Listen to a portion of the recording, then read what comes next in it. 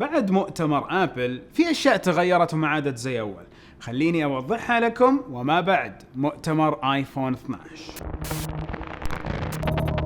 السلام عليكم ورحمة الله وبركاته، أخوكم فيصل السيف وحلقة خاصة عن ما بعد مؤتمر الآيفون 12، لأنه أبل غيرت أشياء كثيرة في سياساتها وأيضا زعلت ناس كثير، وبالتأكيد استحدثت بعض التقنيات الجديدة اللي لازم أوضحها، لأنه احتجت أفنط في موقعهم الأساسي كثير إلى ما ألاقي هالمعلومات المهمة. الآيفونات تم إعادة ترتيبها في موقع أبل، وهذا الأمر كل مرة يصير. وش أقل آيفون ممكن تجيبوه الحين؟ هو الآيفون SE بجيله الثاني، بعدين الآيفون 10R يرجع بنا سنتين، بعدين الآيفون 11، ثم سلسلة الآيفون 12 بأجهزتها الأربعة. فكذا صار عندنا بالضبط 7 آيفونات رسميا على موقع أبل. هذا الأمر لا يعني أنه ما حتنباع الآيفونات الثانية في السوق أو ما لها دعم، لا، أمورها ماشية تمام 100%، ولكن تصنيف أبل السعري والتقني اللي أنا ذكرته. الآيفون 12 وسلسلته بالكامل لن تحصلوا في علبهم على شاحن جداري أو حتى سماعة، وهذا الأمر أيضا ينطبق على الآيفون SE بجيله الثاني، الآيفون 11 والآيفون 10R، كلهم في العلبة كيبل وآيفون والكتيب حق الشرح وبس. وعندكم الخيار بأنكم تختاروا الشاحن اللي تبوه والسماعة اللي تبوها وتدفعوا القيمة الإضافية حقتها. الآيفونات اللي موجودة في السوق لن تتغير بحكم أنها موجودة بسماعاتها وكل شيء، وما حنبدأ نشوف الصناديق الجديدة من الآيفونات اللي هي خارج دائرة الآيفون 12 الجديد بالعلب الأصغر إلا بعد ما تنتهي الكميات اللي موجودة في السوق. لا تستعجلوا تضطروا أنكم تشتروا لأنه مع شاحن جداري وسلك إلا إذا أنتم محتاجين هذا الأمر بالفعل. الحين شيء ثاني أنه أبل عطت حجة لهذه الحركة بأنها تسوي توجه أكبر للبيع. فمثلا على سبيل المثال خلينا نقول أنهم يبيعوا 50 مليون آيفون في السنة، لو وقفوا شحن 50 مليون راس شحن وسماعة سلكية في نفس العلبة، هذا يعني بالنسبة لهم توفير مالي، ولكن أيضا هم ساهموا من وجهة نظرهم هم في حماية البيئة أكثر. قدرة الشحن على الآيفون 12 وكامل سلسلته حتكون 20 واط للشحن السلكي، هذا الأمر ممتاز. لو رجعنا للآيفونات السابقة كانت قدرتها 18 واط، ولكن تغير الموضوع في موقع أبل. فالآيفونات ابتداء من الآيفون 8، بعدين 8 بلس، بعدين نتكلم على 10، 10S، 10S ماكس، كل الآيفونات إلى الحين اللي كانت 18 واط قدرة الشحن السريع السلكي فيها صارت 20. فإذا عندكم شاحن يعطي 20 واط سلكيا استفيدوا منه مع الآيفونات، لأنه حتقدر الآيفونات تشحن من 0 إلى 50% في نصف ساعة فقط. وهنا أذكركم أنكم تشتركوا في القناة وتفعلوا التنبيهات عشان لما أسوي المقارنات ما بين الأجيال الماضية والجاية يكون عندكم الخبر والعلم أول بأول بإذن الله. خليني أكمل على موضوع الشحن.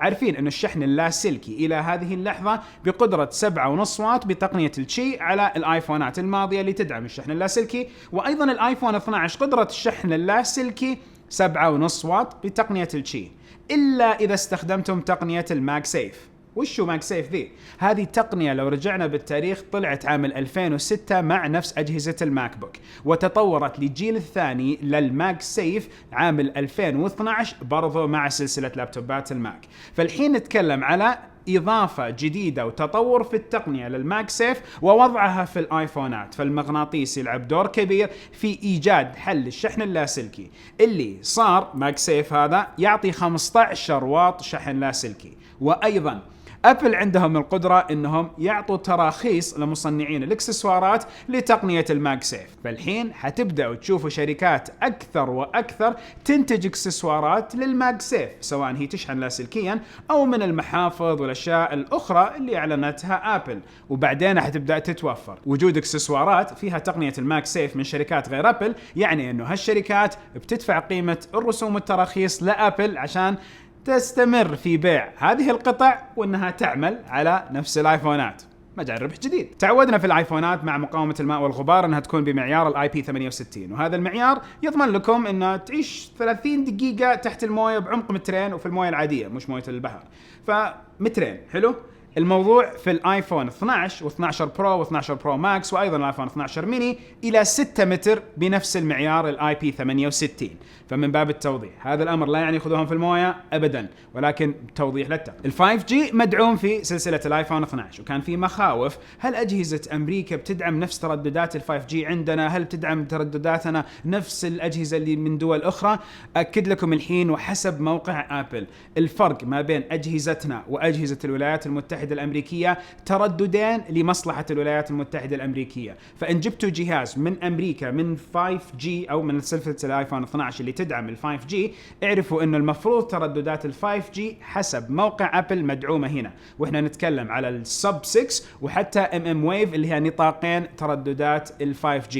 فحسب نفس الجدول اللي موجود، احنا وبريطانيا والامارات بنفس باقة ال 5G في الأجهزة والموديلات حقت الجوالات، وفي موديلات أخرى لمناطق زي الصين وزي أيضا أمريكا ما في فرق من موضوع ال 5G إلا الزيادة اللي ذكرتها لصالح أمريكا. الفيس تايم صار دقته فل HD مع استخدام ال 5G أو الواي فاي في الآيفون 12 وكامل السلسلة حقته، فهذه وجب توضيحها، لأنه لو رحنا للآيفونات السابقة ما كان في توضيح كامل للدقة. الحين الدقة فل HD مع ايفون 12، اذا يفرق معاكم نفس الفيس تايم. ابل طلعت الايفون 12 و12 ميني والايفون 12 برو و12 برو ماكس. الفرق ما بينهم الاساسي هو الكاميرا الاضافية وايضا حساس اللايدار. فخلونا نجي للفروقات ما بين الكاميرات.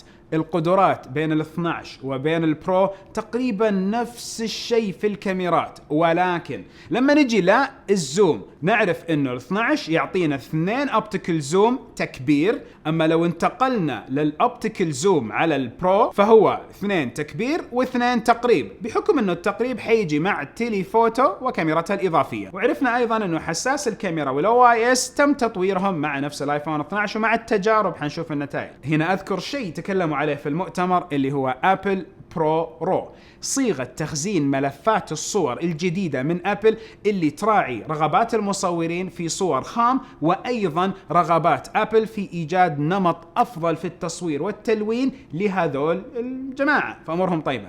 الخاصية هذه قادمة لاحقا في سلسلة البرو والبرو ماكس، او نقدر نقول ايفون برو والبرو ماكس في الايفون 12، وليست حاليا متوفره، بيعلنوا عنها ابل لاحقا واكيد بعطيكم خبر وقتها. الامر الثاني اللي بيفرق معاكم ما بين 12 والبرو هو النايت بورتريت مود، نمط تصوير الصور البورتريت الليلي. هذا النمط بيكون افضل مع نفس الايفون 12 برو و12 برو ماكس، واتوقع انه نتكلم عن الكاميرا الخلفيه، احنا ما نتكلم عن الكاميرا الاماميه، بحكم الكاميرا الخلفيه هي اللي فيها لايدار وفيها قدرات افضل من ناحيه الحساس لسحب الاضاءه، لانه تقنيا الكاميرات الاماميه المفروض تعطينا نفس الشيء بحكم المقارنه ما بين هالاجهزه في موقع ابل. ابل اعادت ترتيب موقعهم، واكيد ارجع واذكر انه في عندنا اطلاقين حيكونوا موجوده. فعندكم الاطلاق الاول بدايه الطلب المسبق له ب 16 اكتوبر، وتوفر الاجهزه 23 اكتوبر، هذا بيكون لل 12 وال 12 برو. الاطلاق الثاني في نوفمبر باذن الله، الطلب المسبق 6 نوفمبر والتوفر الاجهزه 13 نوفمبر، هذا بيكون للميني ويكون للماكس، 12 برو ماكس و12 ميني. فالحين حيكون عندنا اطلاقين، مما يعني انه هنا دفعات اجهزه بتشوفوا مراجعاتها وهنا دفعات اجهزه تشوفوا مراجعاتها، وبعدين حنقدر نقارن لكم ما بين كل المجموعه عشان تشوفوا الافضل والانسب لكم باذن واحد احد. ايضا ااكد انه حجم الايفون 12 والايفون 12 برو نفس الشيء بالضبط حجما، الوزن يختلف اكيد لكفة البرو اللي فيه كاميرا اضافية. فهنا يبالكم تقيموا اختياراتكم وتقيموا احتياجاتكم. وارجع واذكر، اذا عندكم ايفون 11 يا جماعة ما تسوى عليكم النقلة الجذرية اذا ما انتم ذاك الاحترافية في التصوير، او انكم المستخدم اللي قاعد يكرف الكاميرا بشكل جدا كبير.